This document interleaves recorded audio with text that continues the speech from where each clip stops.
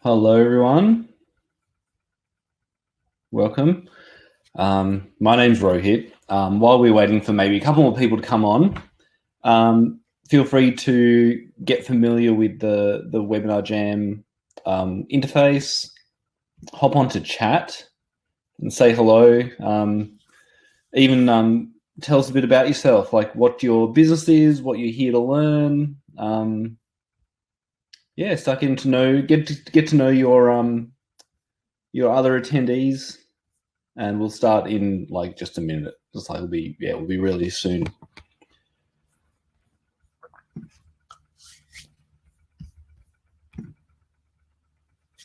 Hi Ivy, Matt, hi Regina, Tanya, Mary Jane, Joseph. It's good bunch of people already. Like I said, we'll kick off soon. In the meantime, if you want to hop into chat, a little bit about yourself and I guess what you're here to learn or what you're here to hopefully get out of this session. We'll be talking about creating and designing a Shopify store.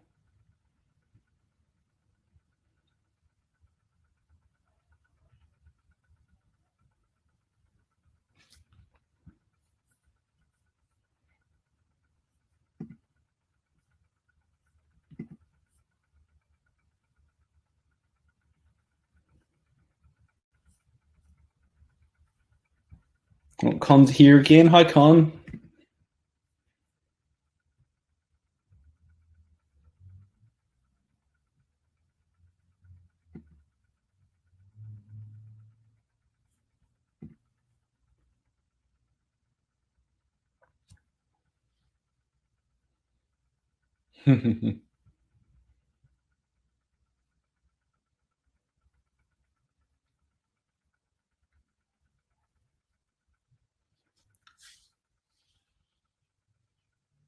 Nice. Thanks, Tanya, for that info. It's good to know.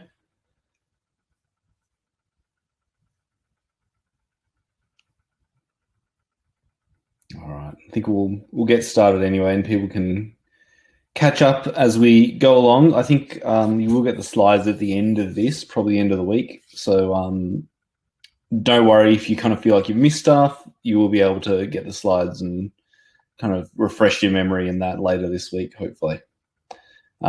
So a little bit about ASBAS Digital Solutions. So it's a digital advisory service providing direct education and mentorship from digital experts like myself to assist Australian small businesses to build their digital capacity. So businesses, you'll get access to workshops, mentoring, and webinars. So I know from my own business, we've done mentoring in the past with other businesses or other mentors, and we've found it really valuable. So if you haven't already done that, definitely make use of it.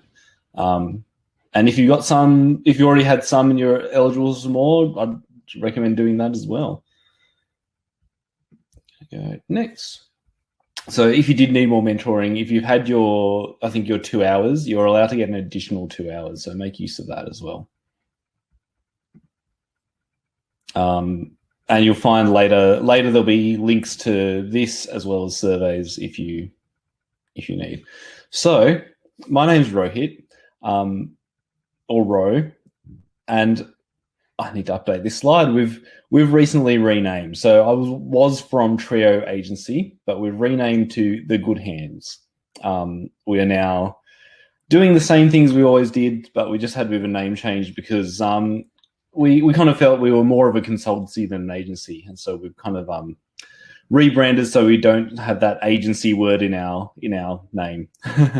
So what we do is we help businesses convert or basically transform their ideas into real things, and that can vary from actually creating brands or all the way through to doing things like creating physical products, websites, apps, all sorts of stuff, documents, all sorts of things that businesses need to kind of operate and communicate what they need to.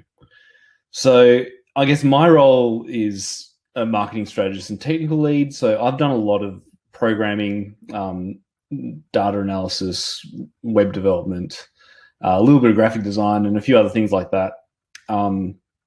And I guess that's where, in my capacity, I'm here to talk to you today about, I guess, understanding how Shopify works and what its features are, and maybe kind of doing a little bit of analysis on how it can maybe benefit you if that's something you're looking to do.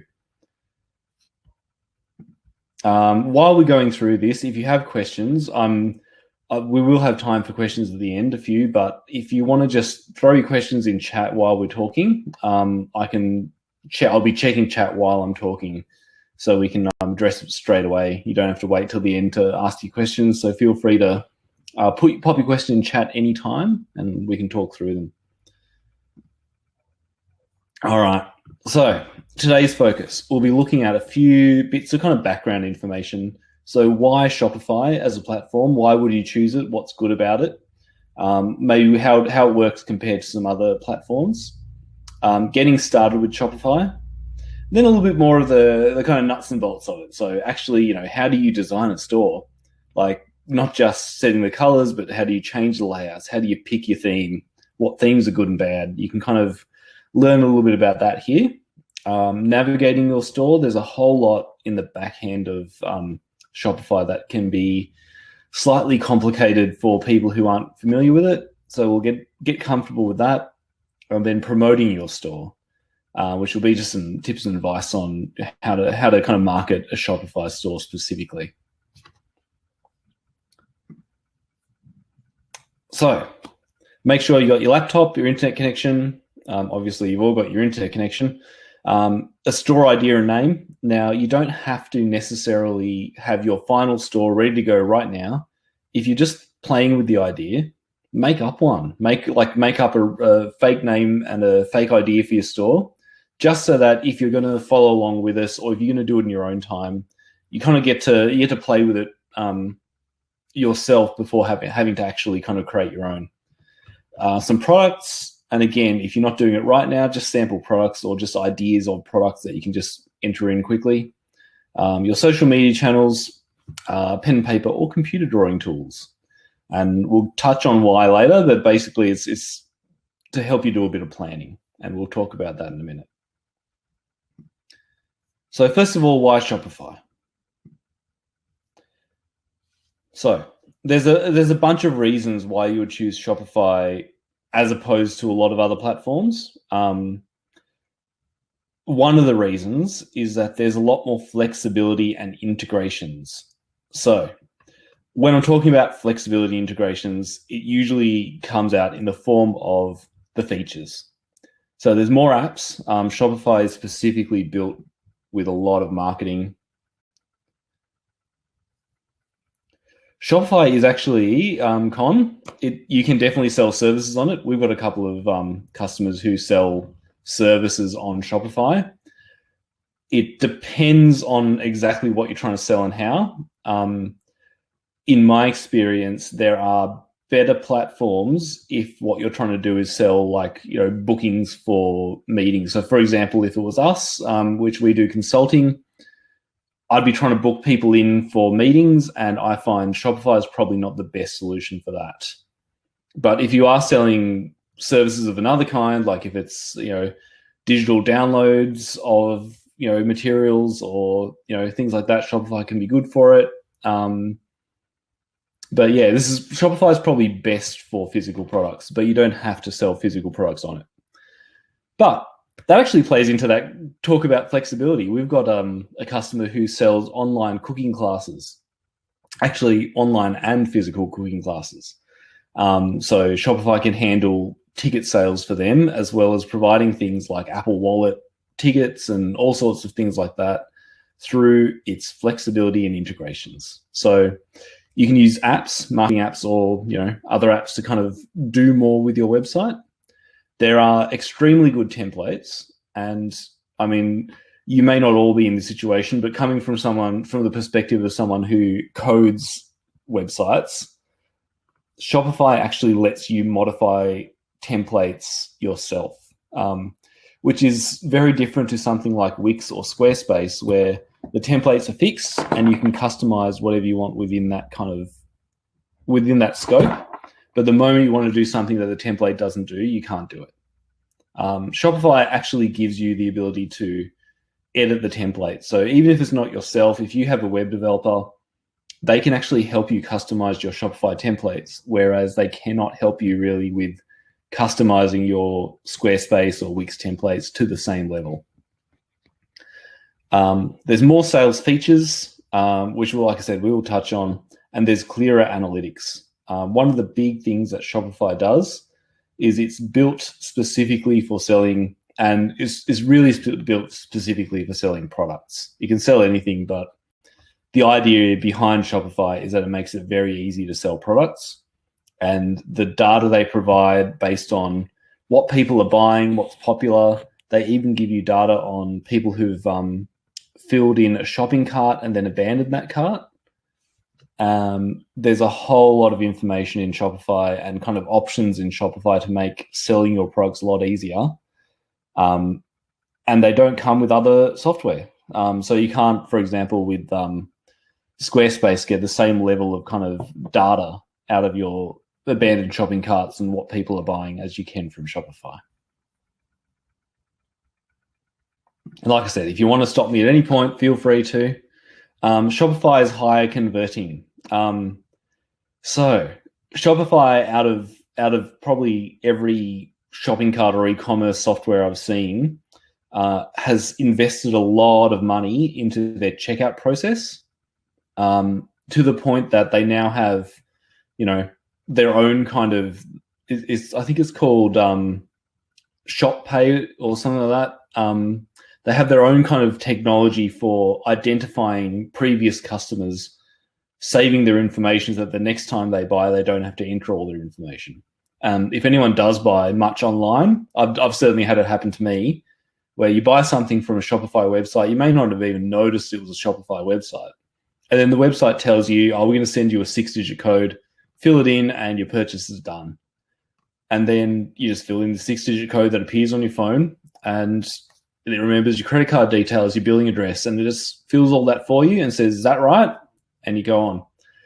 So features like that make the conversion process. So when someone fills out their cart, adds items to the cart and clicks that checkout button, the more steps between them, actually checking, like pressing that checkout button and having the sale complete, the more opportunities it is for people to drop off or people to go, not right now, I'll do it later. So the easier it is, the better. And that's where things like the Apple Pay, Google Pay, all those kind of fast checkout features help. And Shopify have their own as well as all the others. So it becomes very easy to check out with Shopify. They are better tailored towards sales. Rather than being, a website platform, they're a platform for an online store. They're built specifically for sales. They are better value for, Shopify is better value for money than a lot of e-commerce solutions.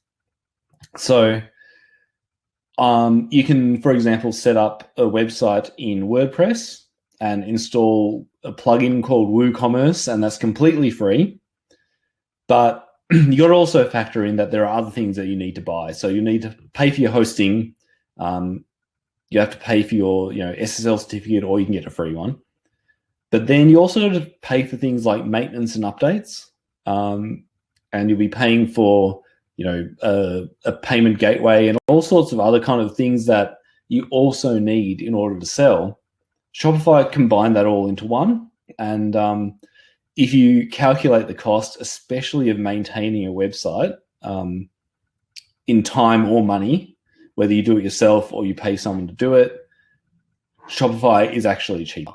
In our experience anyway, and certainly in the experience of our customers, we've found that most of them, when they realize that a WordPress website needs a lot of maintenance, there'll be plugin updates every other week. There'll be, core WordPress updates every month. And if something goes wrong, they need to pay someone to fix it. It's much cheaper to go with Shopify.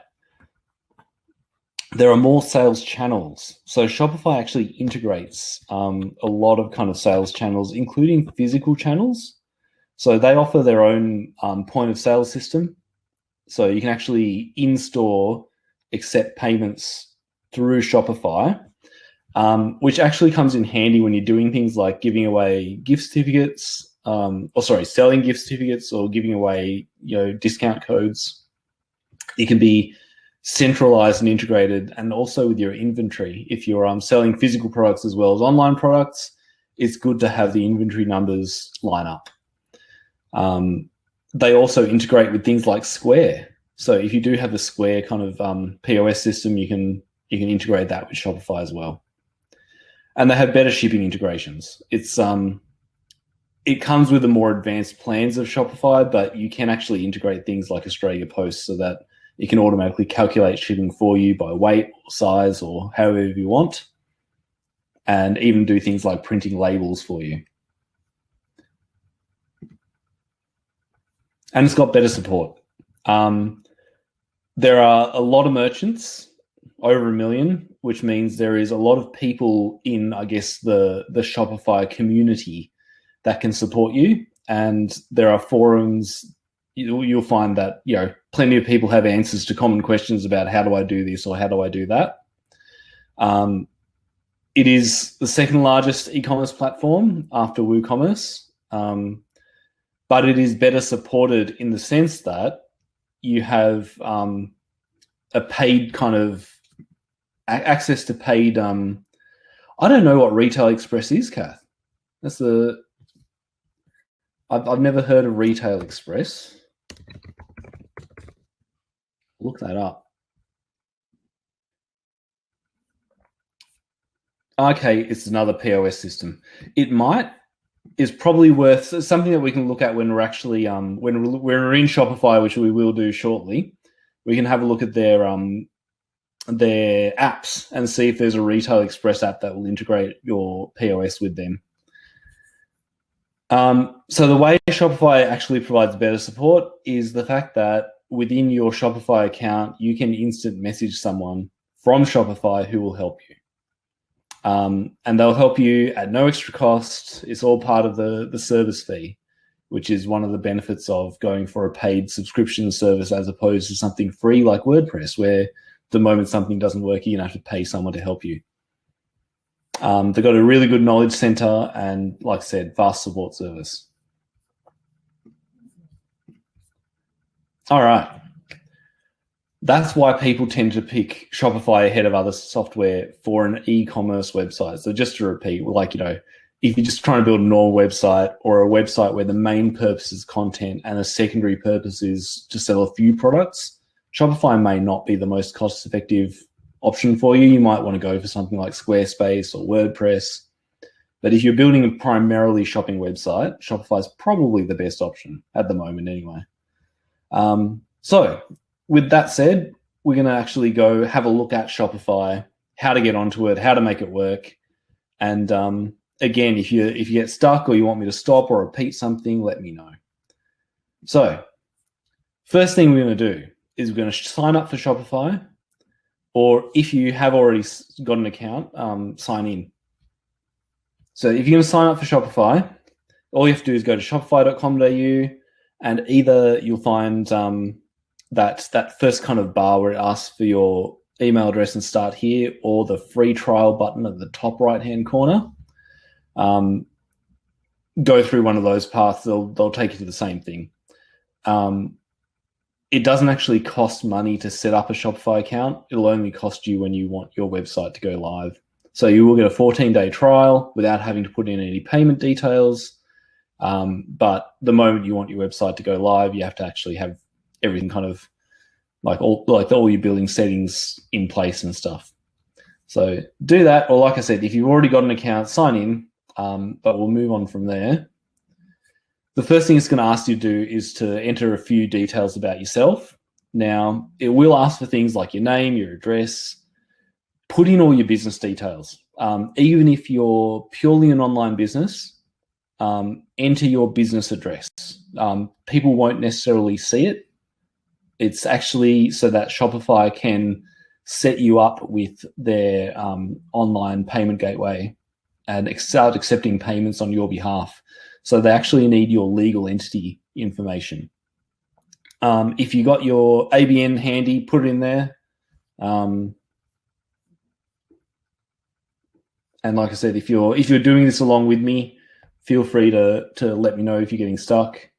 Otherwise, like I said, you get these slides, you can do it later. All right, the next step is to pick a plan. And I'll quickly cover the plans.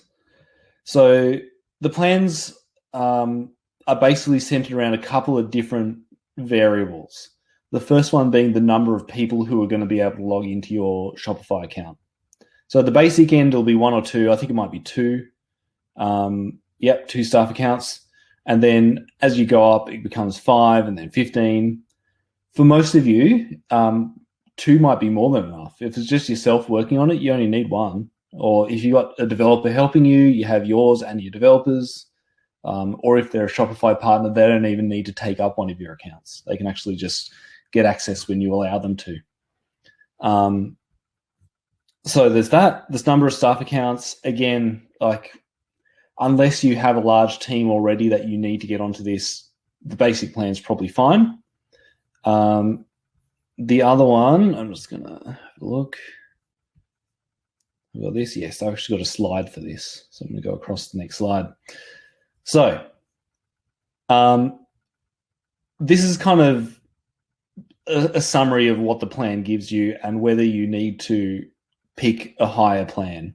So with a basic Shopify plan, if you run the shop yourself, like you've got no staff or no one's going to help you with the online store, the basic plan sounds good. If you don't already have heaps of customers, the basic plan is probably good. Like if it's a new shop or, you're not running a major store that's going to promote its online kind of website soon, you don't need to go up to a higher plan. And if you don't spend a lot of time reviewing data. So like, for example, if you have an existing website, you probably have Google Analytics installed on it. Do you ever look at it? Most people will actually probably say no. So in which case, do you really care about, complex data analytics? Maybe not. So the reason you would pick the basic Shopify plan is, it's a new site. You don't have a lot of customers.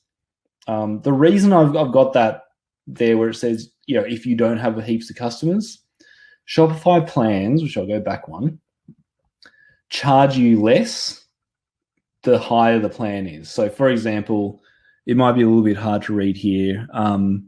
The credit card rate's 1.75% plus 30 cents per transaction for, in your case, Australian customers. If you go up, it reduces to 1.5%, I think it is, or 1.6%. And then at the very highest is 1.4%. Now, when you've only got, 10, 20, 30 transactions, every couple of days or every week, it doesn't matter because the couple of cents you're saving doesn't really equate to the difference in the monthly fee. However, as you start selling more, that 1.75% going down to 1.5 or 1.6% is a huge difference. So if you don't already have a lot of customers, there's not a lot of benefit to getting a lower rate at this stage. You may as well pay the higher per transaction fee and stick at the lowest subscription cost. As you start getting more sales, go up. All right. And then, the middle plan, the standard plan, the Shopify plan. If you have a couple of staff or transaction fees are adding up to hundreds of dollars, again, if you don't spend a lot of time reviewing data and you're happy to have approximate rates for shipping. So for example, if you have a flat $10 shipping rate, or if it's free when it's over a certain amount of cost, you can do that with the standard Shopify plan. When you have to move to advanced is when you have a lot of staff, transaction fees are really hurting, and you want to review your data a lot, and you want to use third-party shipping calculators. So in most cases, you can probably start with and potentially even stick with the basic Shopify plan. If you're setting up your Shopify account now, go with the basic plan. It's not really going to restrict you much in terms of what you're trying to do. It won't stop you from choosing themes or customizing anything. It's really got to do with the transaction fees, which at this stage you probably don't care about too much. If you are migrating a very successful online store across, you might want to start with the middle one. But you can do a calculation and see what the difference is between those rates and what's going to work better for you. So once you've chosen your plan, it'll actually take you to the next step, which is you set up some of your store settings. And again, you're welcome to follow along with me on this. It'll ask for some more information. So like your ABN, your legal entity details, which you should already have from the previous one, if you were signing up. If you've got an account and you haven't done this already, you'll find this in settings, and then settings general, which settings is a button at the bottom left-hand corner of your screen. And then there's a whole bunch of different kind of headings, and you just pick the general one. But there's some important ones here that you need to set. One's your time zone. This is very important because Shopify will actually present information in people's own time zones, but they need to know your time zones, that when you set a time or a date or something, it understands exactly what that means for others. The other one is your measurement preferences, for example, metric or imperial, kilograms or grams. Depending on the products you're selling, you might want to change them around a bit. If you're setting things like in kilograms or grams, don't worry too much. Each individual product you can still override. So, if you've got most of your products in grams and there's a couple of big things that are in kilograms, don't worry about it. You can set the setting to grams by default, and then the big products you can actually set to kilograms when you're creating a product, which we'll get to soon, actually. So set your preferences. I'm guessing all of us will be using metric, but the actual sizes are up to you. And then set your currency. So with Shopify, when you set your currency, you really can't change it, or it actually becomes a real kind of nightmare to try and change it. So choose, obviously Australian dollars if that's what you're trying to do, or if you're, trying to set up your store that sells to an, overseas market, set up your currency for that market if that's what you want to do. But just keep in mind that what you set now is going to be difficult to change in future. So make sure you choose the one that you want. The other option is to, I think the standard Shopify plan, not the basic one, the one that's a bit more expensive, has different markets. So you can actually, create different pricing models and different currencies using that kind of middle plan. All right. Next step. If you've done, and again, if you're getting stuck, let me know. Or if you want me to explain anything here, let me know.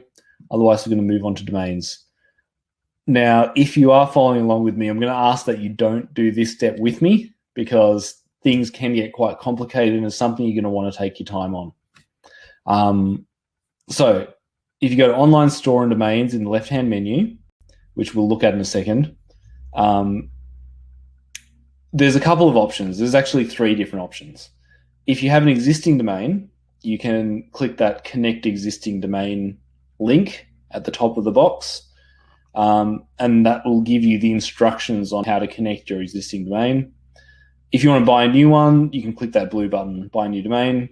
And if you want to transfer your domain to Shopify, there's a transfer domain link next to the connect existing domain link. The differences here are, if you, let's say you buy a domain through Net Registry or Crazy Domains or something like that, and you want to keep it with them, so you don't want to, you're happy to pay every year or every 2 years to renew your domain name with Crazy Domains, then you want to connect an existing domain. If you want to buy a new domain, so you don't even have one, Shopify can buy it for you and automatically link it to your Shopify account. The problem here is that Shopify can't buy Australian domain names. So if you want a .com, go ahead. If you want a .com.au, Shopify can't do that. So think about the domain name you want. Shopify may not be an option for you. But if you did want a .com, go ahead. It might be easier because then you don't have to link them at all. The other option is you transfer an existing domain name to Shopify. And that's where, like, let's say you do have that domain with Crazy Domains and you want Shopify to be, your only kind of provider. So Shopify will essentially take the domain from Crazy Domains and you'll pay Shopify from now on for your domain. Again, this isn't possible if you got a .com.au, only for .coms and .nets and all those kind of domains. So consider which one you want. The process is different each time.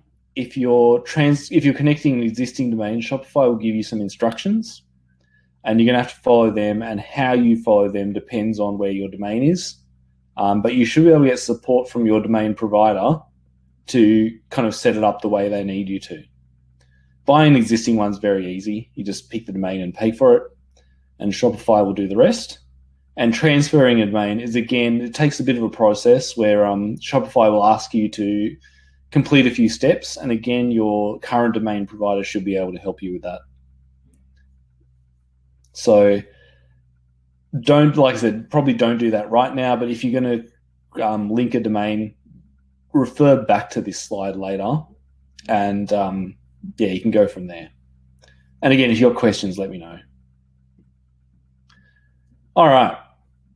So once you've got your basic details together, your kind of preferences for your site, your currency and your time zone and all that kind of thing, and you've either created a domain or, you've worked out how to create a domain, you're ready to start actually creating products. So first of all, before we even start, Shopify organized their products into collections. So collections can be anything, and one product can be in many collections. So for example, if we're talking about a jewelry store, it might be, or something that sells accessories, it might be handbags, earrings, necklaces. You could have all sorts of collections around that. You can also have collections based on things like the materials it's made of. So, if you're working with silver and gems and other things, you can create collections that way. And you can also have collections based on themes. So you can have an on-sale collection, a summer collection, a winter collection. It's completely up to you how you organize them. And like I said, remember that things can be in multiple collections. So when you're setting up your shop, and we're going to talk about this soon, but really kind of think hard about what those collections are, because that's how people are going to find products on your website. So they've got to make sense. They've got to be easy. They're probably, you probably don't want to go too wild and have too many. How many is too many is a good question, which I probably can't answer, but it's probably something you can play with yourself and actually kind of go, wow, this is complicated, or I can navigate this. One of my main bits of advice to anyone who's doing this kind of thing: do it yourself. Like create your list of collections that you're going to create, and then hand it to someone. And go, okay, like for my accessories store, I'm selling pearl earrings. Where are you going to find them? And if they get lost looking through your collections, it might be time to revise them and refine them. So anyway, first step, we're going to create collections. So think about something obvious that your shop's going to have. So for example, if you do sell earrings, chances are you want a collection called earrings. If you sell bikes, you're going to have a collection for one type, maybe mountain bikes or road bikes. And what we're going to do is we're going to go create a collection. And what I'm going to do is I'm going to actually hop into Shopify and share my screen, and I'll walk you through creating a collection. But this is the basic information you're going to need. Collection name, description, collection image, manual versus automated, which we'll talk about, and the search engine listing. So what I'm going to do, I'm just going to hop into Shopify. and create a Shopify account, or create a Shopify store, and I'll share my screen. Where are we? There.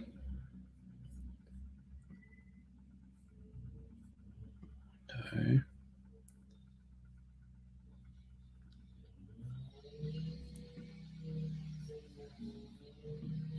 This one.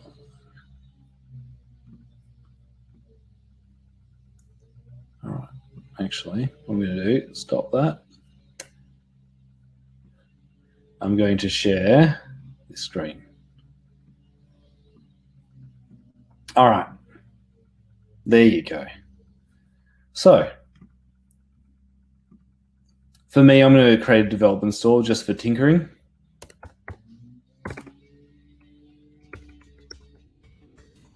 My awesome store. There you go.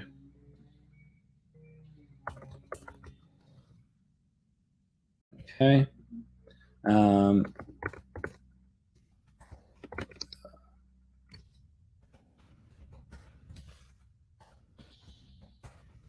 Cool. And then I'm going to put some details into there, which is fine. And I'm just going to test. I'm just going to play around. Save. All right.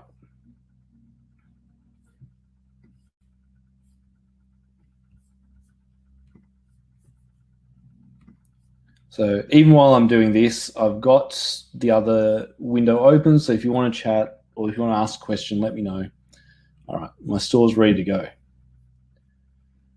So down the left-hand side here is the menu. Like I said, down the very bottom, you'll see settings, which is where all those settings were kept in general. And here we've got, it's using metric system, kilos, Australian dollars. In the online store, we have our domains where you can connect, transfer, or buy a new one. We're going to look at products, which is here on the left, and down to collections. So I'm going to create a collection. Like I said, call out if you need a hand. That's good. All right. So my store is going to sell, it's going to sell shirts. So I'm going to call it T-shirts. That's the name of my collection.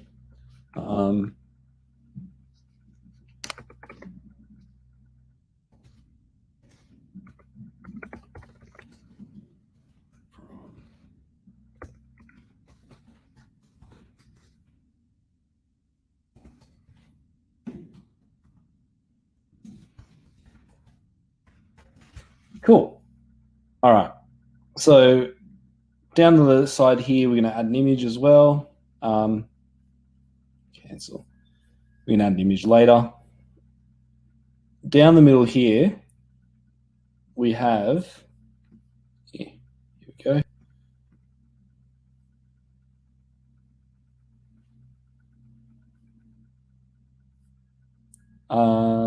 Sorry, Joseph, I'm not sure what you mean. It's a bit far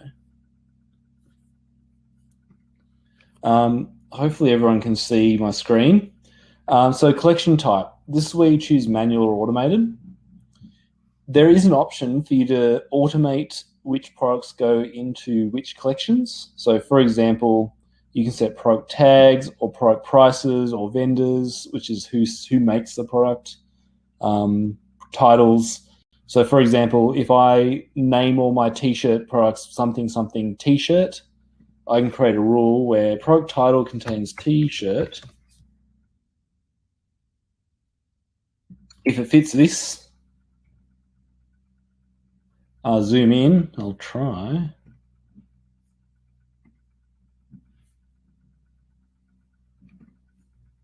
Zoom in.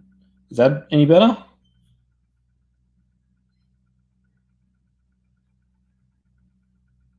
Hopefully that's a bit clearer for everyone. So I can create rules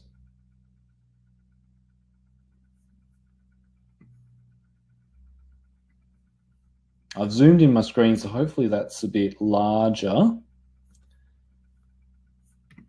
So you can create rules here where, good. So you can create rules here where, you just create products that will automatically be put into the collections that you've created. That can be complicated, especially when we don't have products yet, but it's something you can probably play with later. For the purposes of this one, I'm going to do a manual one. And as you can see, all the details go away. So automated, you've got all your rules here, and manual, you're just going to set yourself, which is what I'm going to do. In your own time, feel free to play with the automated one. It can make things really quick for you. All right. And last of all, down the bottom, we have the SEO settings. So you can see here, Shopify gives you a little preview of what your website's going to look like when someone finds it on Google, for example. So it's taken my title, it's got my URL, and it's got the description I put in. For search engine purposes, I might want some more information.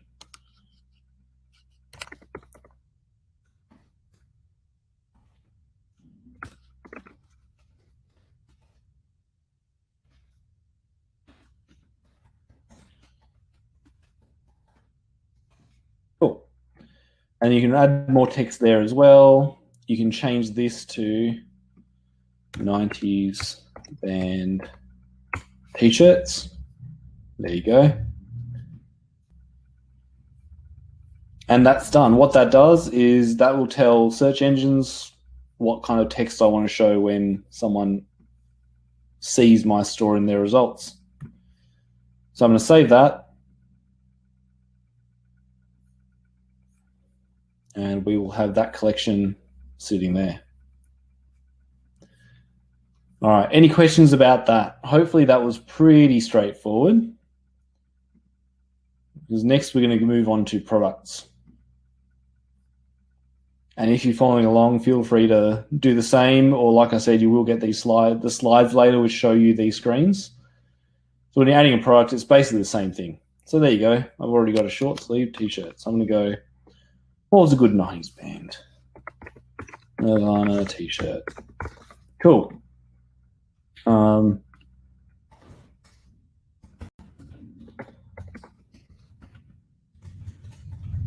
you go. We're going to go down here. It's going to be product type. I'm going to go t-shirts. Vendor, t-shirt place. Collections. It goes into my t-shirts collection.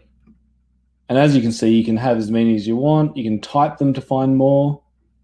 And you can have some tags here too, which really play into that that kind of automated sorting, but also it helps people find them. So I'm going to make my t-shirt black. It is Nirvana. It is definitely 90s. There we go. And it's a t-shirt. I've got some tags there, so if people start searching around that. Now down here, the next step is we have pricing. So the price is always how much you're selling it for. So for example, if I want to sell my t-shirt for $25, that's how much it's going to charge a customer.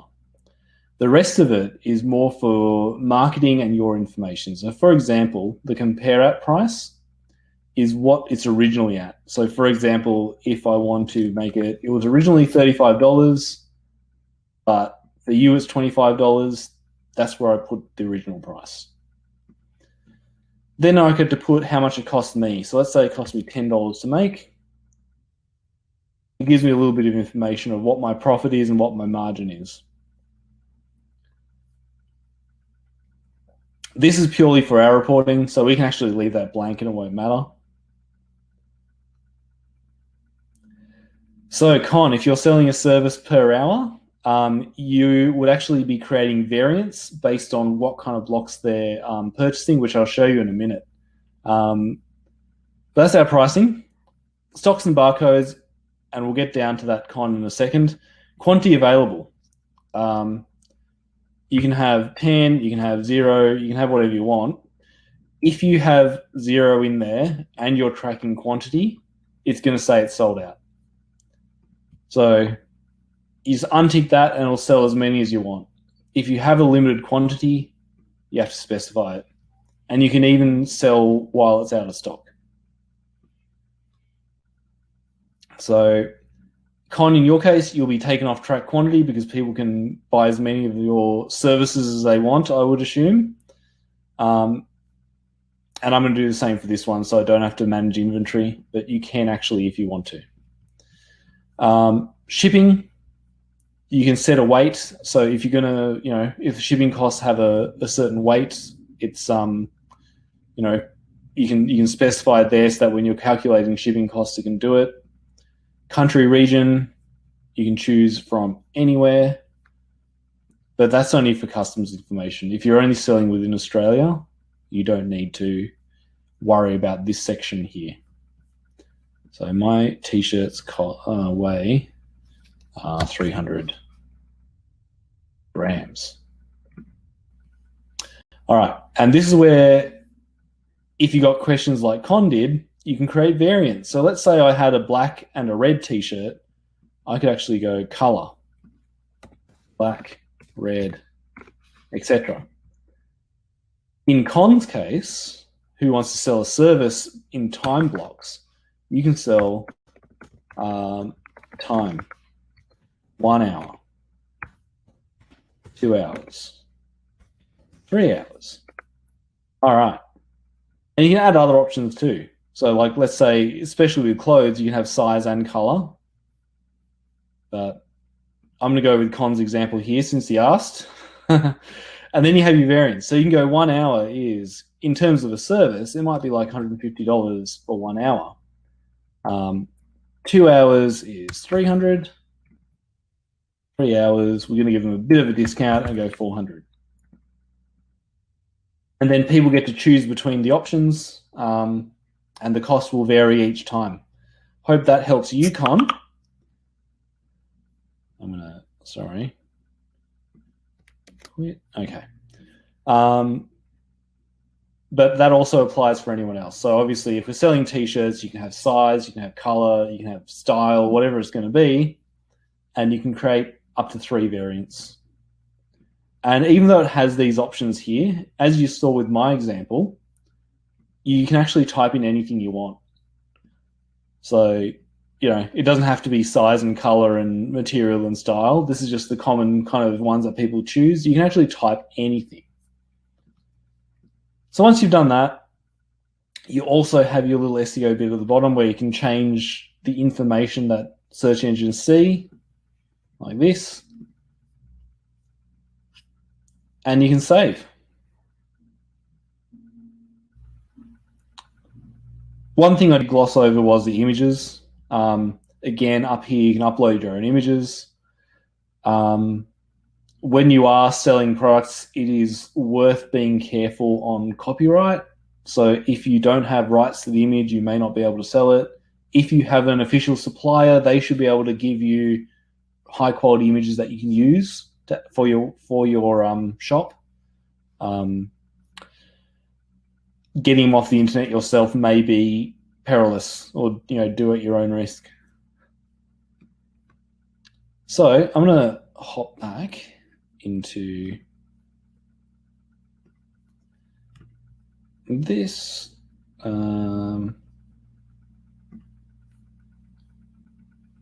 Start that again. Cool. So, and again, like I said, throw me questions as you go. More than happy to answer them. So we created a collection, creating products. We went through this stuff. There's a title, the description. You can add as many images as you want. Types, the type of product it is, the vendor or who makes it, any collections and tags you want to organize your products into. Also your pricing, your inventory information, which again, like I said, I chose not to, but if you do have physical stock, you can't oversell, it's limited. You can actually stop people from buying stuff that you don't have and running into obviously massive issues. And then the big one is your this is your export information and shipping and your variants. The variance is huge. It's such a big feature of this of Shopify that a lot of other services don't offer. And you can organize it however you want, which is really kind of, it lends that flexibility that makes Shopify very usable for a lot of things, including non-physical products. And remember to save your work. You can get lost in the details of your products and forget that you have to hit that save button at the top right-hand corner.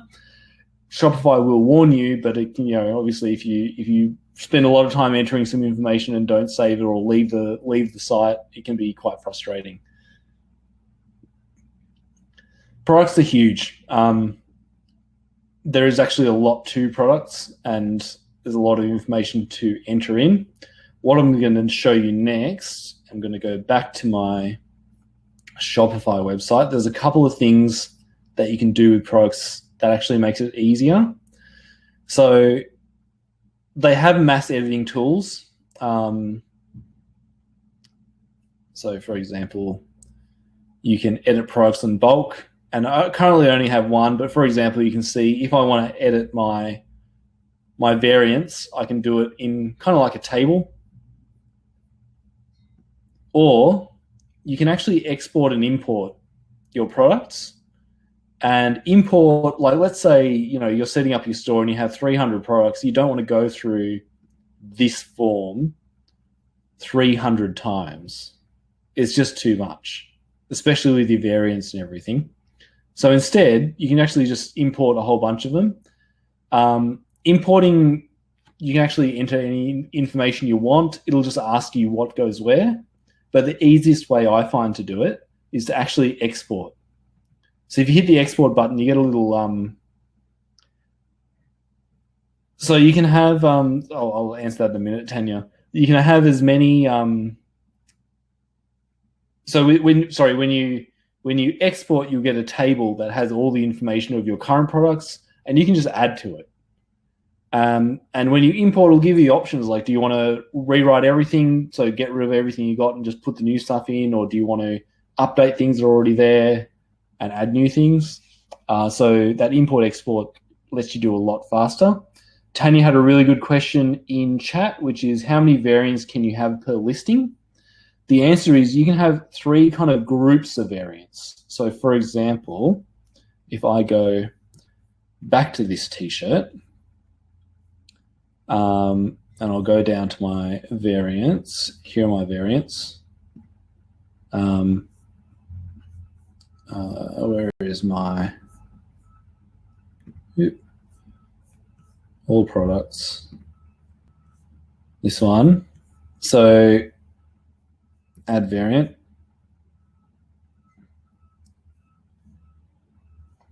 We're going to go down to... I'll just add a new one. It's easier. So add a product. I'll go down to the bottom where variants are.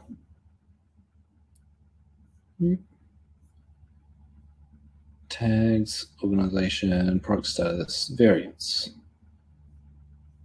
So you can add 3 of these groups. So if I go size, color, and material, within them, you can add as many as you want. So for example, small, medium, large, XL. I did LX. Cool. And then color, red, green, blue, black. Then material, wool, cotton, polyester. Cool.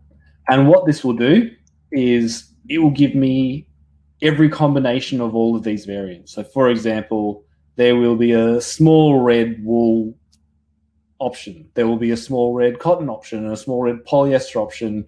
Same with green, same with blue, same with black, same with medium, same with large, same with XL. But there are only 3 groups of variants that you can choose per product.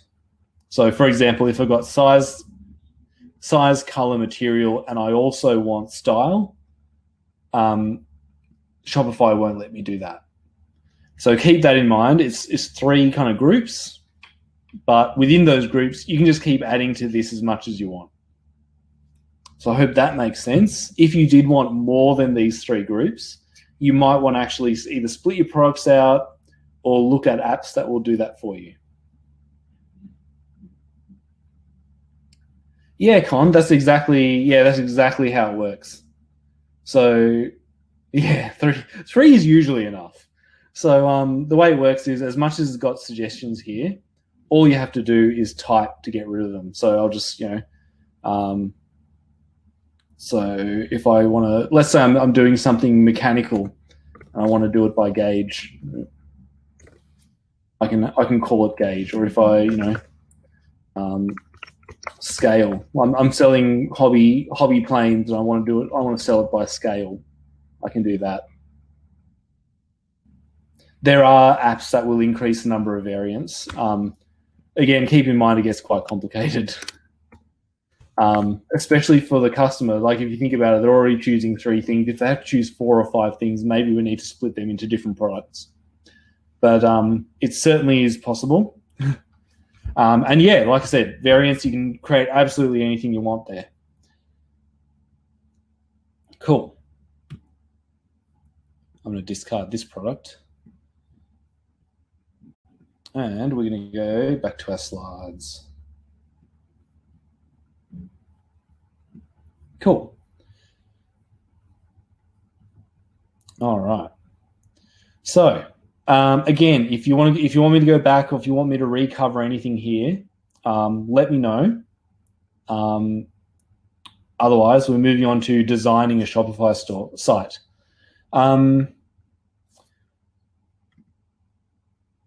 So this is where it's kind of good to actually have this, your pen and paper or your computer-aided drawing tools around, because before you actually go too deep down this path, it's good to have a little map of what your website's going to be, and that's called a sitemap.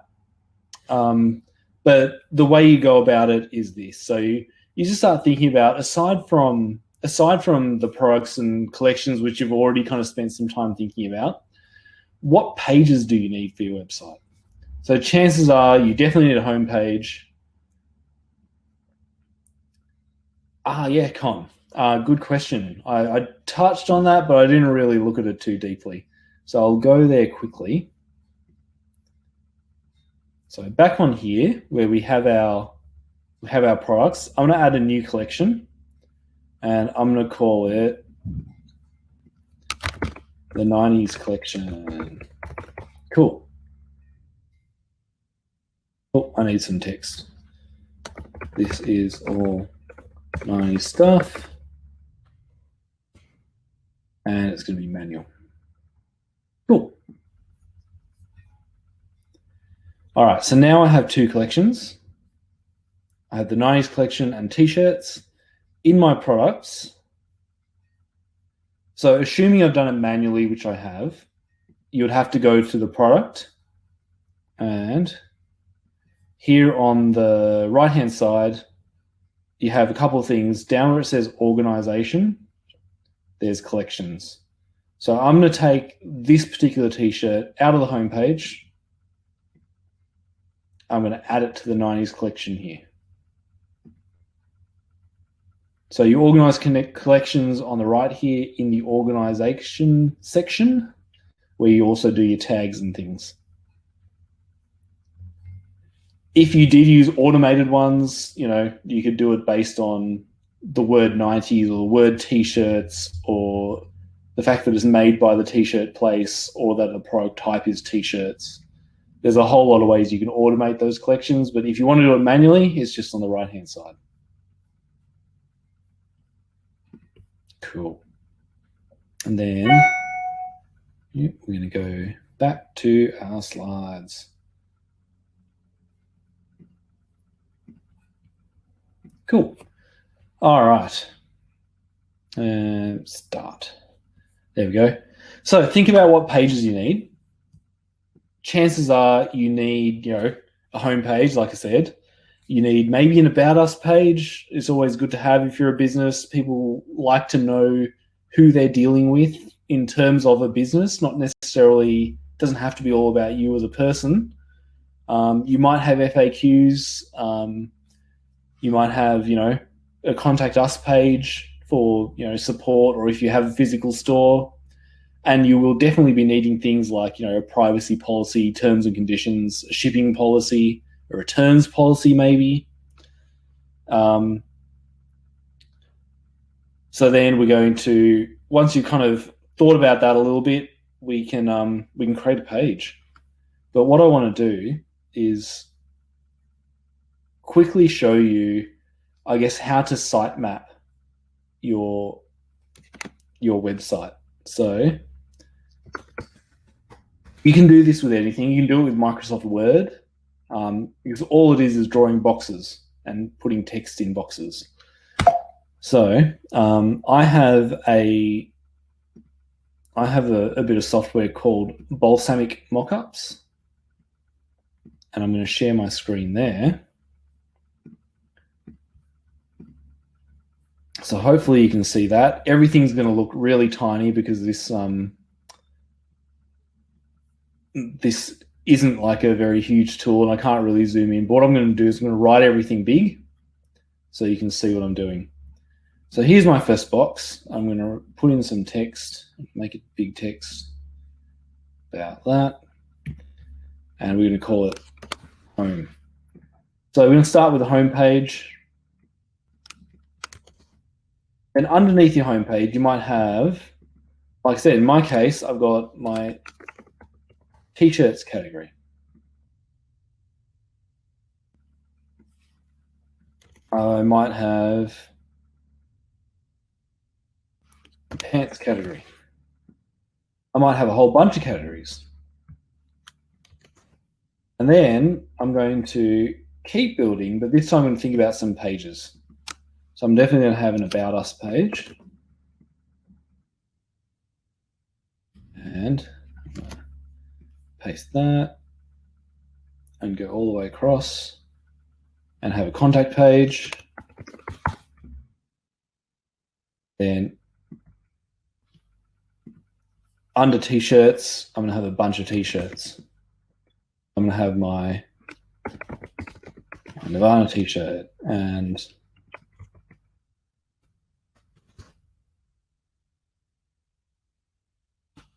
my Pearl Jam T-shirt, because that's also from the 90s. And so on. And what you can see, I'm going to zoom out of this a little bit.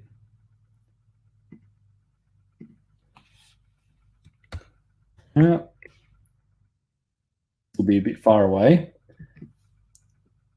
What you can see here, I'll move this to the middle,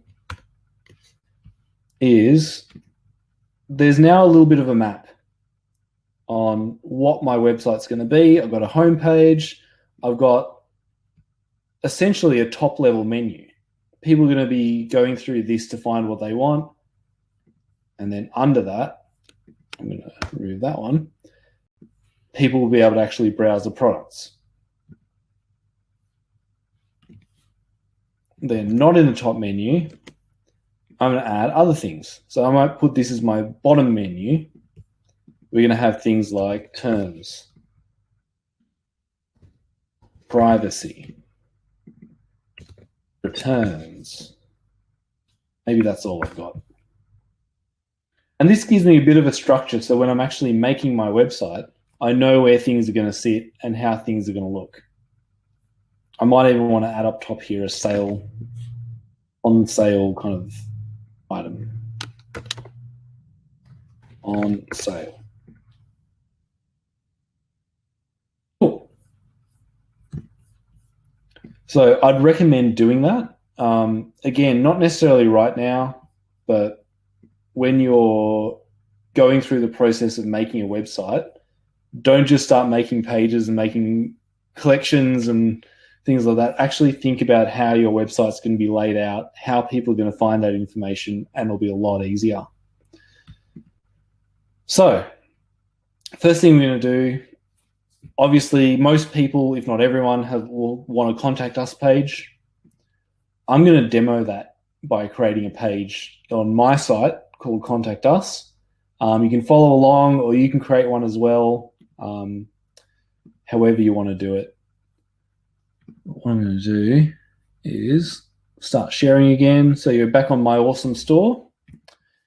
And instead of being in products and collections here, we're going to go down to the online store at the bottom. And I do want to leave this. Okay. And with the online store, there's a whole bunch of stuff. There's themes, there's blog posts, and we're going to actually cover a bit of this too. But what I want to talk about right now is pages and add a new page, or add a page. So I'm going to call this page Contact.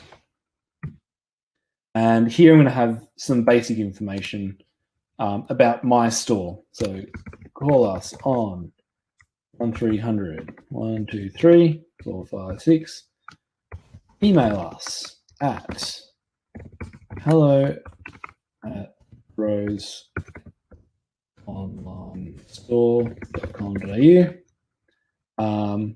And I'm going to say my online store doesn't actually have a physical presence. I don't want people turning up at my warehouse asking to, browse my stuff. I don't have a physical store, so I'm not actually going to add a physical store address at this stage. If you did have one, you can just add it in here as well. So you can go, 123 some street, town, city, etc. What I might do is I'll use that Good Hands 7 High Street, Clinton, Vic, 344. Cool. All right. So here's my Contact Us page. The good thing about Shopify is it has some templates that come with your theme. So what I'm going to do is I'm going to save this. I'm going to show you this page. View page. So hopefully you can see that. Yep. So as you can see, it's all the text I wrote in there. Now I'm going to close that and you should be back to this one. Yeah, good. What I'm going to do is I'm going to change this to a contact page template. I'll save that again. Open this again, and here it's added a contact form for me. So I'm going to keep it that way. Now, there's a couple of other things I want to do. I want to make the phone number clickable. I want to make this clickable, and I want to show a map for my location. So I'm quickly going to show you how to do that. There's a couple of quick tricks here. So by highlighting this phone number, I can insert a link. So if you know anything about code, which you don't necessarily need to know, all links start with something. So HTTP or HTTPS is for a website. HTTP is for a website. HTTPS is for a secure website. There are others though. So for example, with this phone number, I'm going to use TEL.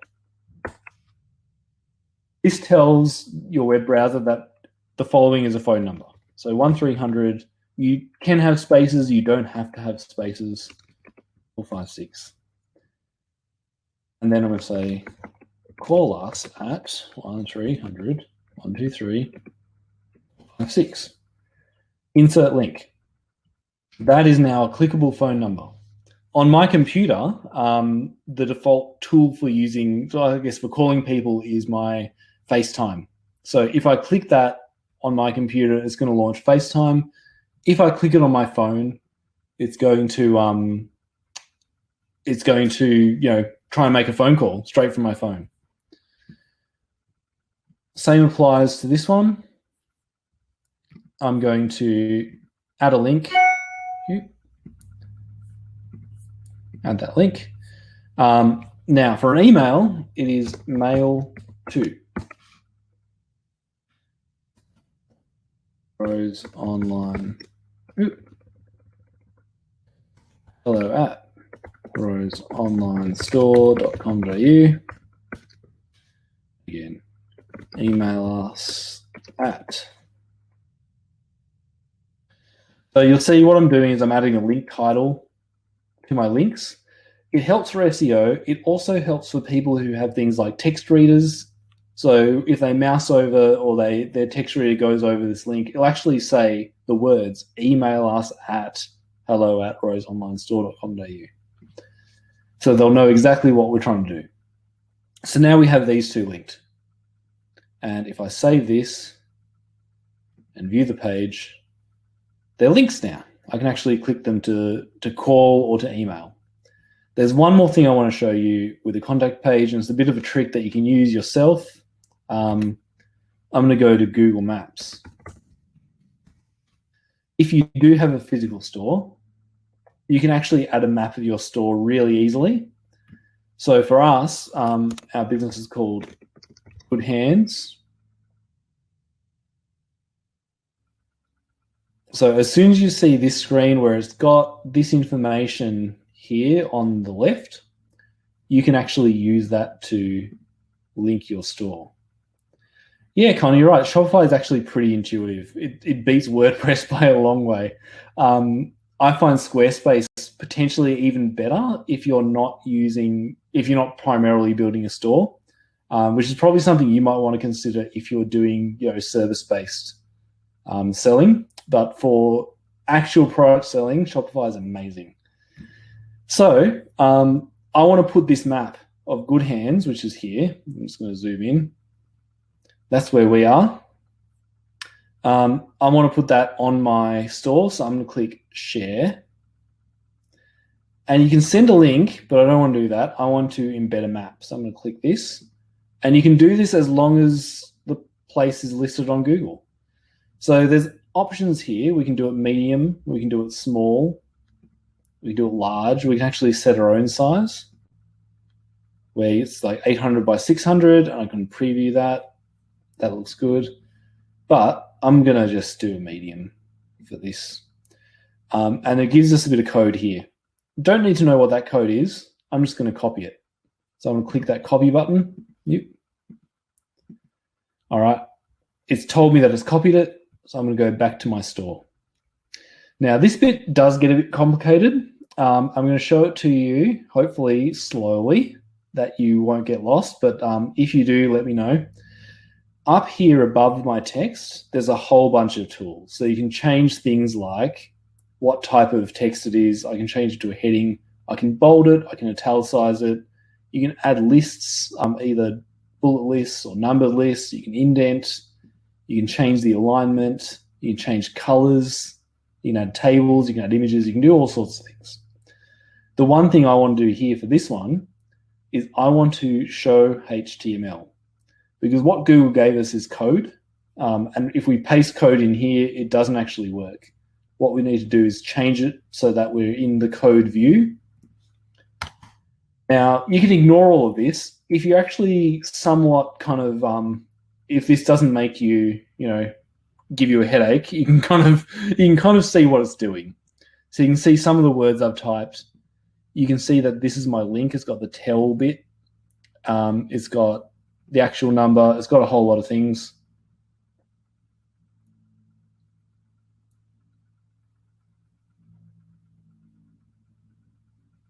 Where can we find the codes for the links if we're looking for them later? So that's where you have to go through that same kind of, you can actually search it online. I'll show you it here as well. Where is it? So if I go to this, I go, how to link a phone number on my website.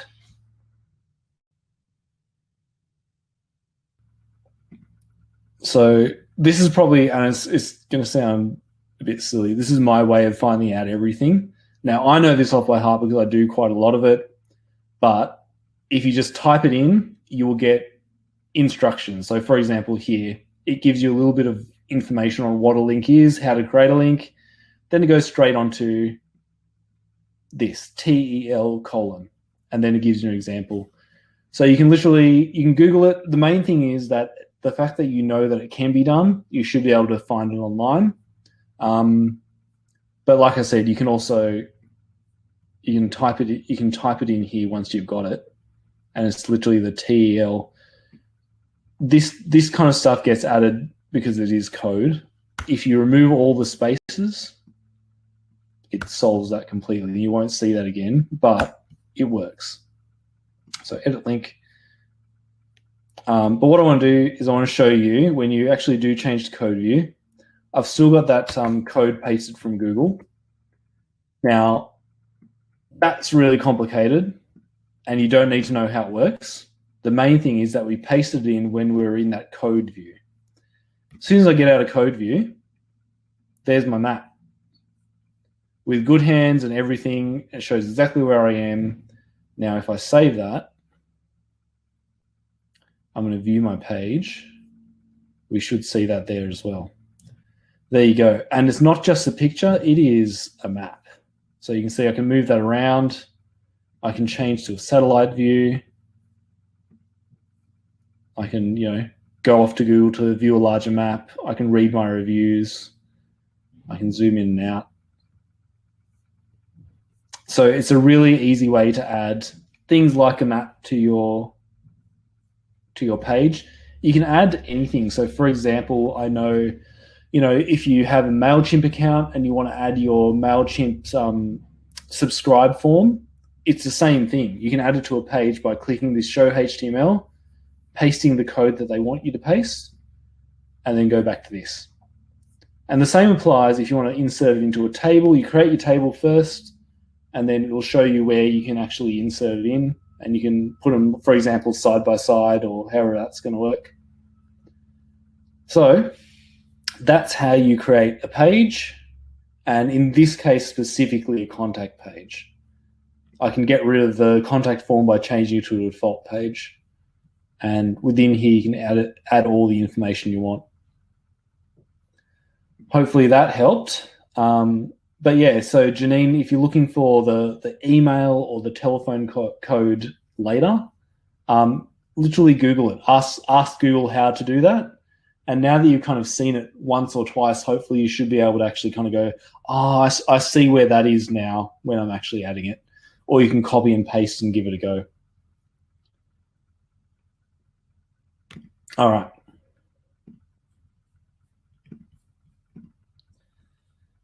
So that's how you create pages.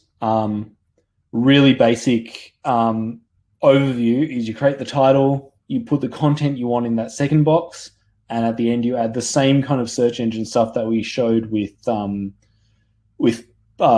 collections and products. And if you want, you can embed your own Google map like I did. You can embed anything you want, as long as they give you the code. Just change to that code view and paste it in, and it'll work. The main thing is you change to that code view when you're inserting code. Questions about that, let me know. Otherwise, we're going to move on. And the good thing is, like I said, you can get these slides later. So if you want to see how to embed that code, I've got a little quick couple of slides here that'll show you how to do it.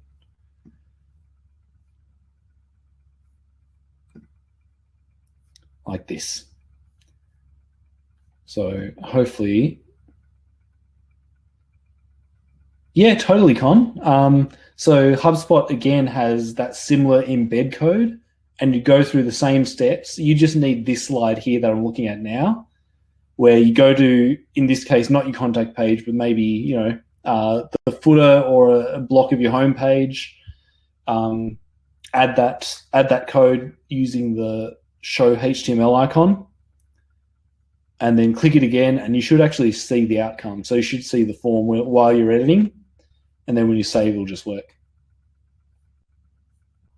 But give it a go, and I'm pretty sure you'll work it out. If not, you'll be able to probably search Shopify for some help on doing that. Cool. So like I said, you can actually create a bit of a sitemap, so you're actually kind of building to a plan, which is really useful. So I'd recommend giving that a go. No worries. If you want to create a sitemap, I want to move on to the theme. So this is something that a lot of people get stuck on. There are a lot of themes in Shopify. Some of them are free, some of them are paid. And it's probably one of the most common questions I get is, what's a good theme to use? And the question's just impossible to answer. So my advice is to try them, and I'll show you in a minute how to try them, view the demo, and then if you find a website, let's say you're looking around and you go, wow, this Shopify website's amazing. How do I get something like that? There's this website called Shop Theme Detector, which can try and detect the Shopify theme that people are using. Doesn't mean you'll get exactly the same result. They might have done some custom work to it to make it look like it does, but it'll at least tell you, this theme can achieve these kind of things for you. What I'm going to do is I'm going to show you a couple of things with themes, how to trial them, how they work, a little bit of navigating your way around them and customizing your theme, and then we'll come back to our slides. So I'm going to quickly go back to Shopify. There we go. There is a lot to themes, so I'm not going to spend a whole lot of time on them, except to kind of tell you the key takeaways to help you hopefully get more out of it when you're looking at it on your own. So the default theme when you have a new Shopify account is called Debut. You don't have to use it. What you can do is you can scroll down to this section called Theme Library, where there are free themes and there are paid themes at the Shopify theme store. So for the purposes of this one, because I'm not going to buy a theme, I'm just going to explore some free themes, and there are a whole lot of them. And it can be really hard to go, well, which one do I want? And each theme also has its own kind of sub-themes within them. So for example, if I choose this one called Narrative, there's warm, there's light, there's cold, and there's earthy. So maybe I'm not feeling narrative, so I'm going to have a look at a different one. I'm going to look at Brooklyn. There you go. There's playful and there's classic. And it even shows you what it's going to look like on a mobile phone. So I'm going to go for something very shoppy. This one looks very shoppy. So I'm going to choose this one here. I'm going to add that to my library. Now, the good news is adding it to my library doesn't actually change my store. So if I want to look at my store right now, this is the debut theme, which you'll actually see back over here. Yeah. So the fact that I've installed this one, which is actually still, there you go, it's just added, doesn't mean it changes my website. So what I can do is I'm going to leave this debut theme because I've decided it's good enough for now, but I'm going to start playing with a new one. And instead, I'm going to customize simple. So this is the screen you see when you customize your theme. There's a whole bunch of things, and I'll get to them. But the first thing I want to look at is the theme settings, which is right down the bottom here. There's some really key things that apply to your whole website that you can use to immediately get your website looking a lot more like your brand. So you can specify colors. So this is where you can change the theme, even if it looks like the layout you want, but it's not the colors and style.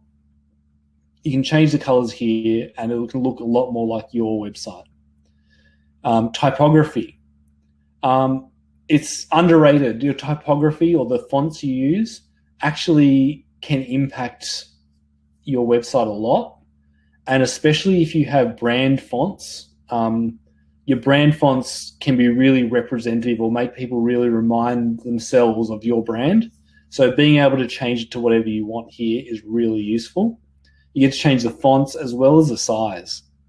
So, if you want big text everywhere, you can actually increase the size. If you want little text, and you'll see it on the middle here, once I've changed it, everything's gone smaller because I changed the base font size to smaller. If I change it to very large, 32 pixels, There you go. All the font sizes have gone bigger, and everything is relative. So, even my smaller text has gone bigger and smaller based on my default or my base size. And the same applies here for Helvetica. I can do the same thing. You can change your button sizes as well. You can show breadcrumb navigation, which is if I click on there. So I don't know if you know breadcrumbs. It is where it shows you where you are. So it goes home, the collection name, the product name. So you can kind of see where you're at within the store. You can turn that on and off. Add social media stuff, a fav icon, which is the icon that appears at the, see if you can see it on this. You can. All right. So at the very top, I'm going to show you this here. This little Shopify basket symbol is your fav icon. So you can customize that to your own store as well. And that's just as simple as uploading an image. Now, the good thing about Shopify, as well as other sites as well, but Shopify give you access to their own kind of image stock. And these are ones that you can use. So for example, if you're, it might be harder with clothes, but if you want kind of some background stuff that just looks like, a theme, you can use it like that. So if you want if you do a lot of shopping, here are some websites, here are some images that you could kind of use on your store that can kind of communicate the message or the values to your customer without actually, as you can see, they're not necessarily products, but they are, clothes store or, record store themed pictures that you can use. Oh, cancel. I'm going to close this. Get out of that. All right. You can also customize your checkout. And that includes images, colors, all sorts of things. So by default, Shopify colors look like this. You can change them to your own brand colors again as well. So that's all in theme settings down here. The next thing I want to show you is the home page. So I've got this home page here, and it's got a couple of sections. So it's got a header, which is the top bit. It's got a sidebar, which is home and catalog and whatnot. It's got a featured collection, which is what we've got here. It's got some text, which is this one. But we can add more. So let's say I want to add a whole bunch of stuff. So I can add a slideshow or a featured product or a newsletter or a map or a video. I'm going to add a slideshow. So here's my slideshow.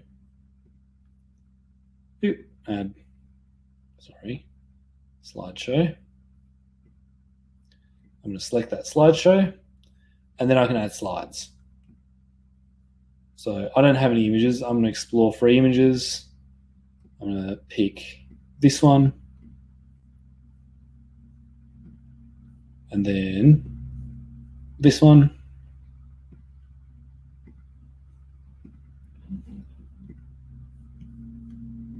And as simple as that, I've got my slideshow. And as you can see, there's text. You can add whatever text you want, and it'll change. You can even add buttons. Click here. And we will send it to,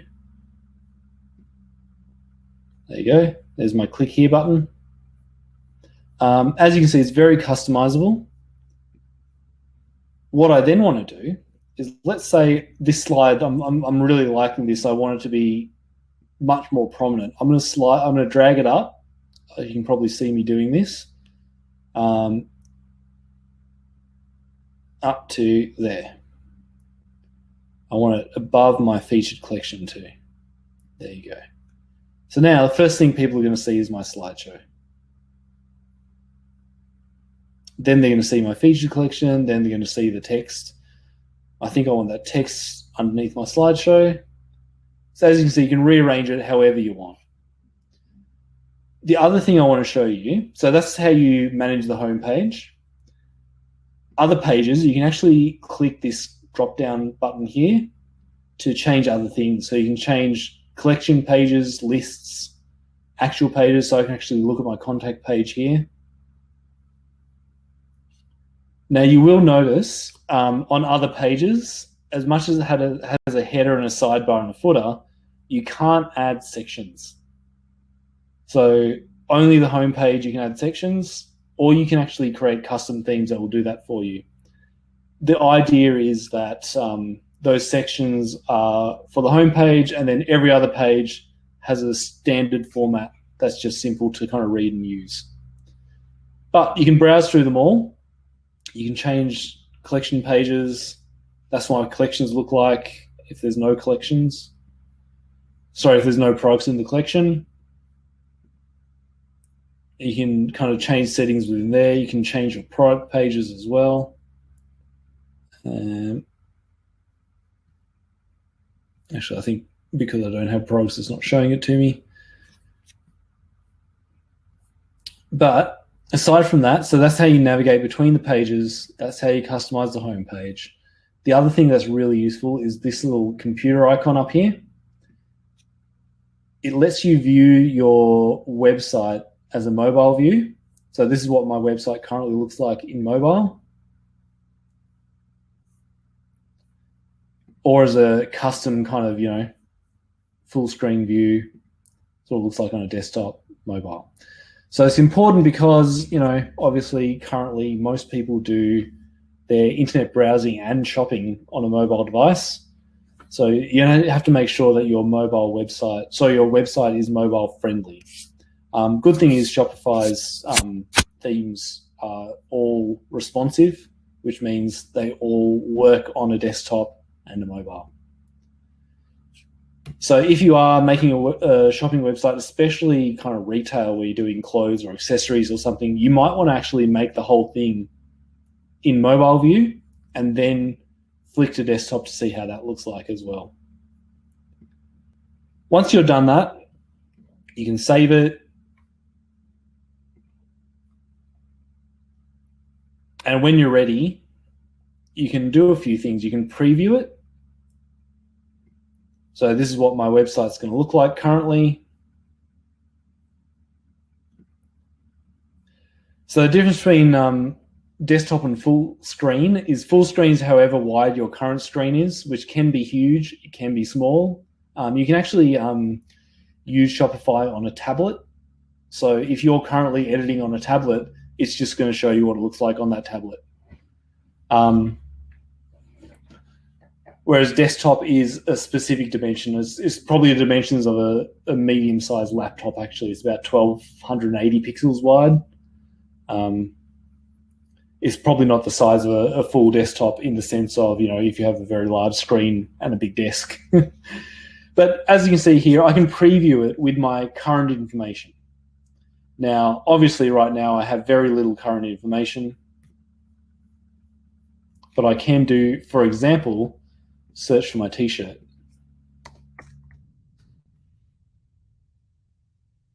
Well, maybe I don't have them yet. All right, close preview. And I'm going to go back to there.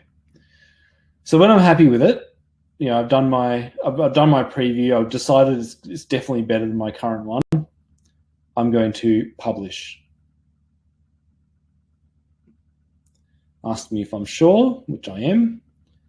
And then you'll see that my current theme has been updated and debut has been moved down to my theme library. So as I was saying at the start of this, you can actually add your own links. Let's have a quick look at that. In the theme, where is it? Let's customize this theme.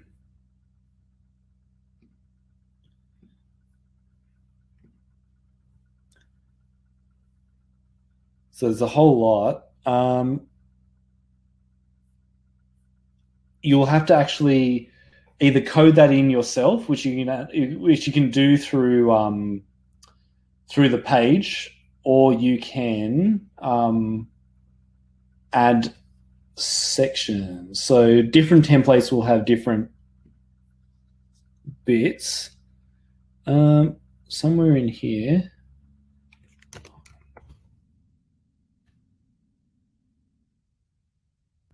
let me have a look. Customize that theme. It might be in the footer too.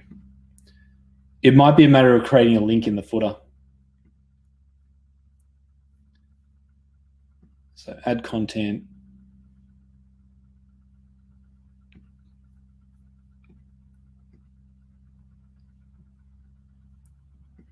Footer menu, select. Oh, it's already got it. I'll show you that in a minute. Actually, we're going to go into it now. I'll show you how to add one to a menu. You might be doing it that way. Unfortunately, like I said, it's very retail-y. So for you, you might have to do it a different way, but I'll show you how to do that in a second. All right. So, like I said, you can play around with themes, and as I was saying at the start, which I'm going to go back to my slides. Start. Using by trialing and customizing your themes, you can actually kind of see how it works before you do it. So you can kind of like play around with it and not actually affect your website until you're ready to go live. So I've got a couple of slides here that just show you literally what we've talked about. So next one's the menus, which is actually going to answer your question, Con. Creating menus. We've got a main menu, we've got a footer menu. You can add more menus too. Think about how you want to do it. But what I'm going to do is, again, you'll have these slides on your own. I'm going to actually demo it. So if I go back to this, and we're reaching the end of almost being ready to go live. But what I'm going to do is I'm going to show you, again, on this left-hand side, we've looked at pages, we've looked at themes. We're going to look at navigation. We have our two menus, a footer menu and our main menu. So I'm going to click on main menu, and it's, again, quite intuitive. I'm going to say, I don't want catalog. I don't want all my products there. I'm going to delete that. I want to add a menu item, and it's got kind of two fields. One's the word. So let's say I want to call it t-shirts. I can call it anything I want, and then I get to choose what I want to link to. So I want to link to a collection. I want to link to my t-shirts collection. So I'm going to redo that so you can see me do it. This is a really good feature of Shopify.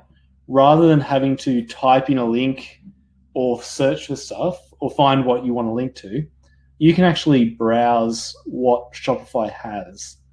And that can be anything from, the search page, the home page, specific collections.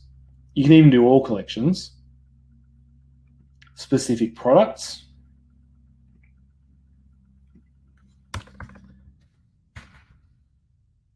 So I'm going to add that t-shirt collection and add. So now I've got t-shirts. I'm going to add my 90s collection. Actually, I'm going to add my contact page. Contact us.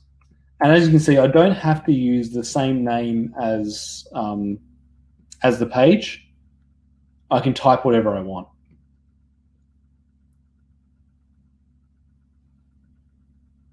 I'm not sure, Joseph, unfortunately. There might be something for Francisco could answer. I'm not sure. But I'll keep going on with here. So I've added a couple of links. Let's say I want to reorganize this. I want contact us up higher. Similar to the other ones, I can just drag them up and drag them down.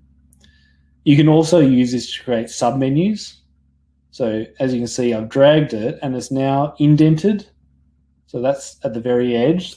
The blue circle is the very edge. Now it's indented, which makes it a sub-page of t-shirts. So that's how that one works. I'm going to leave it like that, and that's my menu.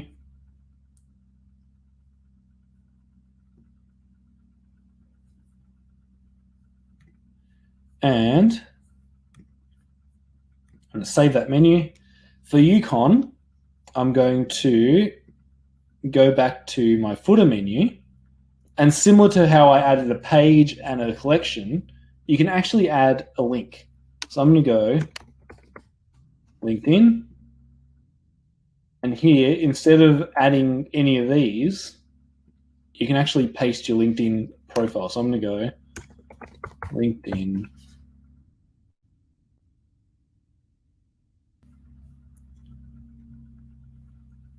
Click on my profile. There it is.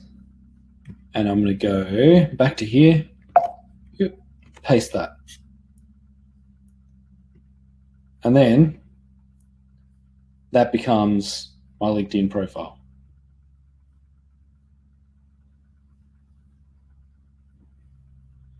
Cool.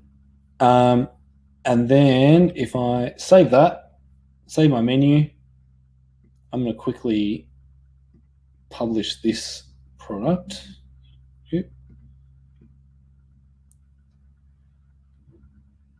Edit this, change it to active, save it. All right. And then if I look at my online store, we have my menu, home, t-shirts, contact us, featured collection. I have my Nirvana t-shirt now, which has no image. It's all there, and links down the bottom. I have my LinkedIn page link. All right. So again, navigation is super simple. Hopefully you're not finding that confusing at all. And I'm going to go back to my slides. All right. So you can add anything you want. It's really simple. I'm going to go next. Last steps to go live. So if you created a new Shopify account like me, there'll be this little thing at the top saying, your online store is password protected. All you have to do is click that disable password, shop will go live. If it does go live and you haven't set a domain, it will be something.myshopify.com. If you've linked your domain, it'll be your domain name. So yeah, that's obviously overview level. It's certainly something you can explore more, or if you need more help, you might want to set up a mentoring session with someone like myself who can walk you through some specific questions you have. If you have specific questions, we've still got time. I'm going to quickly go over a few of the, marketing kind of tools, unless anyone has specific questions that they want to cover. The marketing tools, again, being Shopify, are very specific to products. So if you are looking for something a little bit more service-based, this may be less useful for you, but there are tools that you might be able to use or might want to use in here. But like I said, if you've got questions, throw them in chat. Otherwise, I'm going to quickly go over some of the marketing tools in here. I don't think we do a Squarespace webinar. I think it's probably something that would be worth doing, because Squarespace is, in my opinion anyway, maybe a bit more useful for non-shop websites. It's something I think we might explore with the Melbourne Innovation Centre in the next half of the year. Hopefully we'll get one up. I'd be up for running one. So I'm going to go back to this. Couple of features we didn't touch on. A couple of features we didn't touch on was the analytics, which there's not a lot of information if you haven't already sold stuff, but it's got really good information, like information about your conversion funnels, what sold, what stuff was abandoned, how many people are visiting your website, things like that. What I really want to go on to is the marketing section. Marketing section lets you essentially create marketing campaigns that can automatically integrate to other things. So, for example, you can set up email marketing campaigns, Facebook marketing campaigns, Pinterest, Snapchat, but it doesn't even add there in there. You can do where is it? You can do like Google product. We can do like Google shopping campaigns, which is really hard to do if you're trying to do it on your own, but Shopify makes it easy. You do SMS kind of campaigns. You can even do things like automate some of your things. So like, so like I said, a Google Smart Shopping campaign. You can automate your emails and SMSs. I won't go into too much detail here because it's super complicated. But the good thing is, as opposed to a lot of other solutions, you can actually integrate a lot of your advertising and marketing straight in here and manage it here, as opposed to having to figure out how to link your products to your Facebook campaign for Facebook shopping ads and stuff. It'll actually do it for you. You can create discounts. The discount codes are really awesome. They can be applied in a number of ways. They can be, percentage, fixed amount, free shipping, buy one, get one. They can apply to products collections. They can have requirements. They can be applied to certain people. One of the things that Shopify does for you is it organizes your customers. So you can actually group your customers into like, here's my high value customers. I'm going to offer them a discount. And then they can only get it if they kind of identify themselves through their email address or phone number, which is really cool.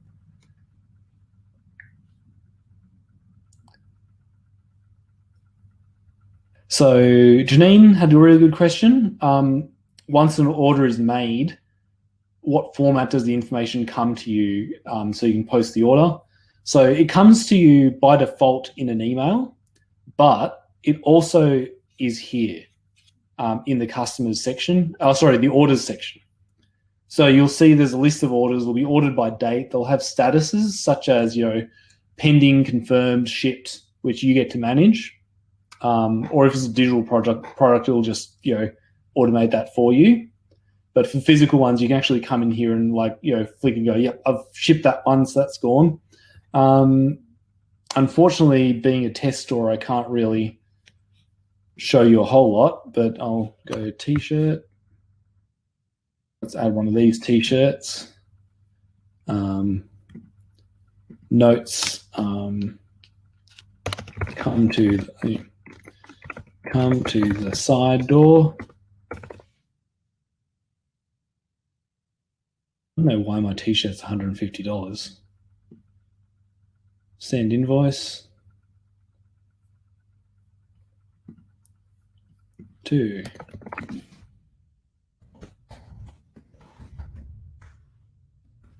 I'm doing a manual invoice here, obviously, but if someone buys it online, you don't have to do that. It'll have whatever you ask for them. And yes, name and address of the person will be there, and that will include the billing name and address and the shipping name and address. So let's say I've done that.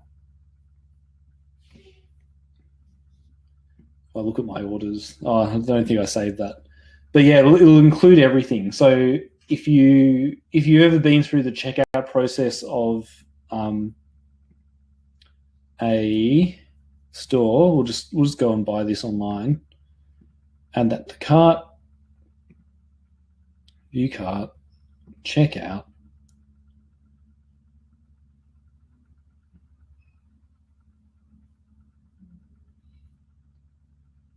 All right. So I think for me, because it knows who I am, it's already given me my information. But all this shipping information, any other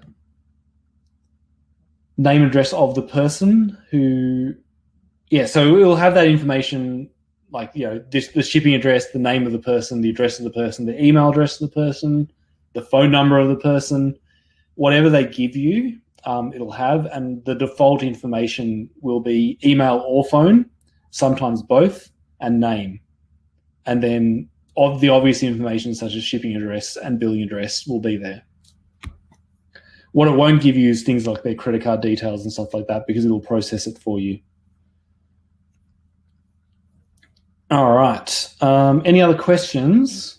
We still have a couple of minutes.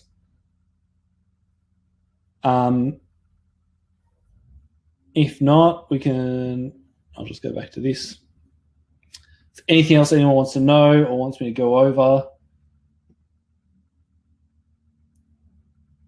That's a good question for maybe other people in the group. I'm being a consultant. I don't actually ship anything, but I know a lot of our customers use Australia Post. Some of them use couriers. Some of them do it themselves. But maybe that's something that other people in the chat who own shops or run shops can answer. I don't ship anything. I'm in the same boat as Con, who just sells services.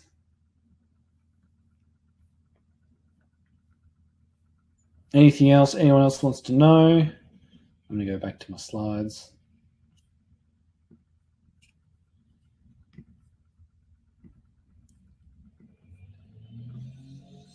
If not, so Francisco from the Melbourne Innovation Centre has put a link in our chat for a survey. If you can fill that out, that would be amazing. Feedback and kind of survey results helps us know what to do. Like, for example, Con wants to get that Squarespace presentation going. Obviously, he's going to jump onto mentoring first.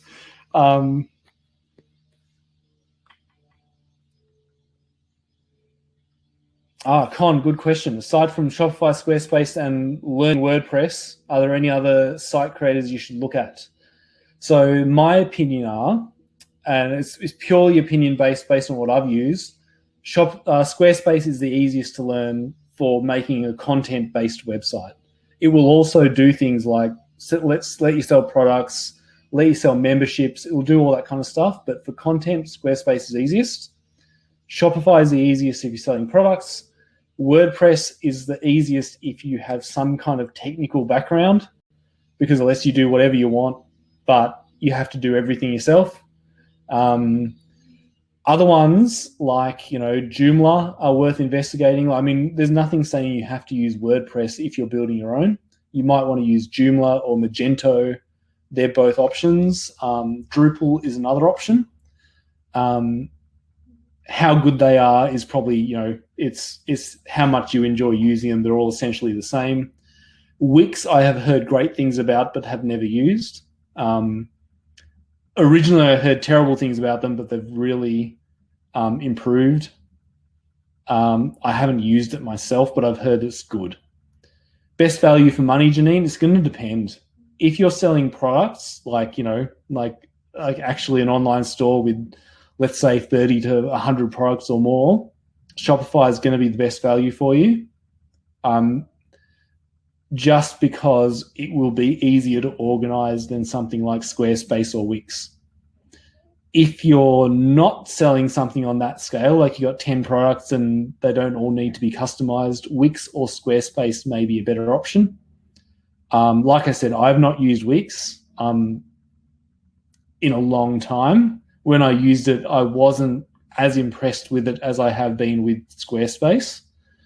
It may have changed. So I guess that's the thing about technology, isn't it? It's, what things are like now versus what they were the last time you looked at it could always change. I find Squarespace to be amazing, but it's going to depend on you as a person and what you're more comfortable with.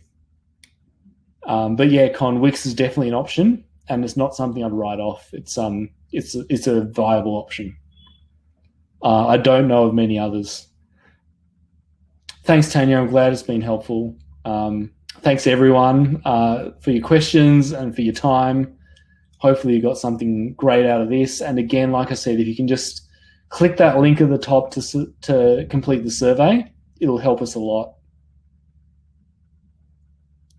No worries. Thanks, Alicia.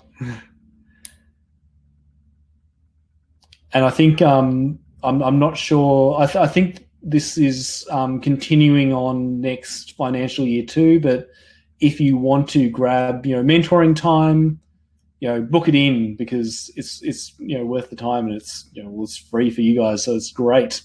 Like I said, I've done it before for our own business, and we got really good kind of value out of it. So good luck, everyone. And whether you're starting an online shop or you're going to use Shopify, you're going to try something else, best of luck. And, hopefully this has been insightful, if not directly helpful. Thank you very much. See you later.